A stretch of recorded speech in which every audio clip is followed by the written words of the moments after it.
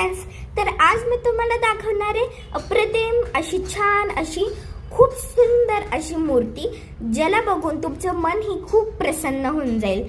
तर ती मूर्ती मी आणली पंढरपूरवरून। तर त्याच्या पहिले मी माझ्या आत्याच्या घरी गेलेली आणि तिथून मला प्रश्न पडलेला की कुठे जाऊ। तर माझी आत्या बोलली इथे छान असं पंढरपूर आहे, तर आपण पंढरपूर जरा फिरवून येऊयात। तर मी त्या दिवशी गेलेली पंढरपूरला। तर पंढरपूरला मी एकादशीला गेलेली, तर आमचं दर्शन नाही झालं, पण मुखदर्शन तरी झालं आमचं।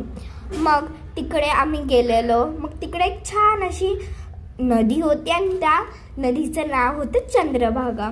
तर आम्ही तिकडे बघितलं, खूप सुंदर असं पंढरपूर आहे आणि त्या पंढरपूरवरून आम्ही एक छान प्रसन्न अशी मूर्ती घेतली। तर मी दाखवू शकते तुम्हाला अशी मूर्ती, ती आम्ही काचेच्या स्टँडवरती ठेवलेली आहे। हे बघा, मी खालून असं व्ह्यू दाखवते तुम्हाला।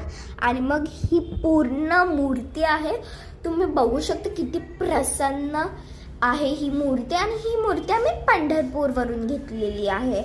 पंढरपूर हे खूपच असं छान देऊळ आहे, तर मला असं वाटतं की जायचंच आहे पंढरपूरला।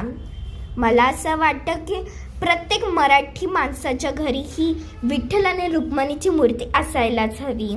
तर तुम्ही या, मीही येते पंढरपूरला। Thank you, bye bye.